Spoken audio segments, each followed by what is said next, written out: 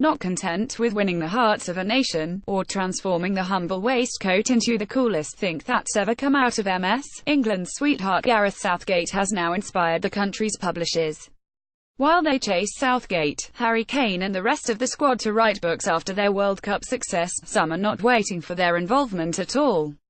Zero to Hero, The Southgate Story, by sports writer Rob Mason, is set to trace Southgate's journey from zero to hero, from his start at Crystal Palace until this year's World Cup. The biography, like HarperCollins' similarly rushed England's Heroes, a tribute to our young Lions, is due out in just 3 weeks. Celebrities capitalizing on a brief glimpse of fame. There are a startling number of Love Island books, politicians using memoirs as a final hurrah before an autumnal career, speaking to rooms of bored risk analysts, publishers scrambling to keep up with our rabid news cycle. Speedy cash-ins are a long, if not entirely respected, tradition. Aside from World Cup books, there are plenty more heading our way. The Thai cave rescue very likely, as 3 big publishers told the Wall Street Journal this week, but they have to be quick. One skeptic pooh-poohed the idea that readers would still care in months, an unimaginably distant future.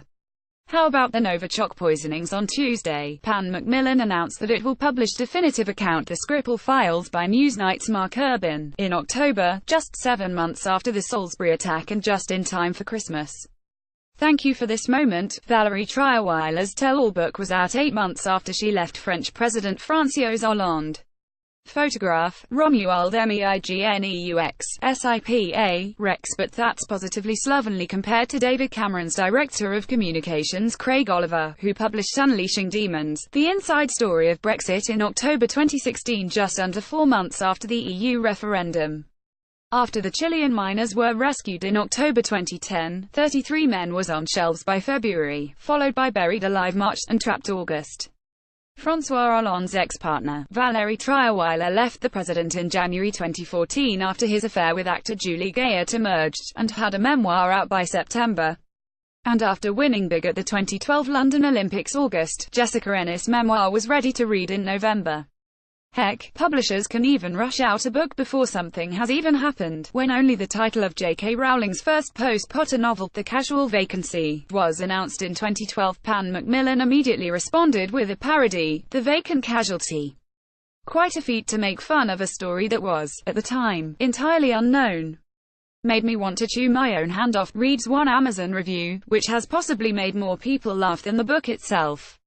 Paul Morley claimed he wrote the 450-page The Age of Bowie in 10 weeks flat after its subject's death, but compared it to the breakneck speed of Jiang Xiaoyu and Xing Han of China, who wrote an instant biography of Michael Jackson after working non-stop for 48 hours on a diet of coffee and cigarettes.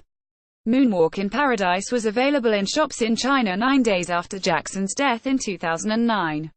Jiang admitted to the state-run China daily newspaper that the book could contain some inaccuracies, but at least 10 other Chinese publishers were planning instant books about Jackson at the time. If we don't have 10 Gareth Southgate biographies by the end of next month, elite my waistcoat.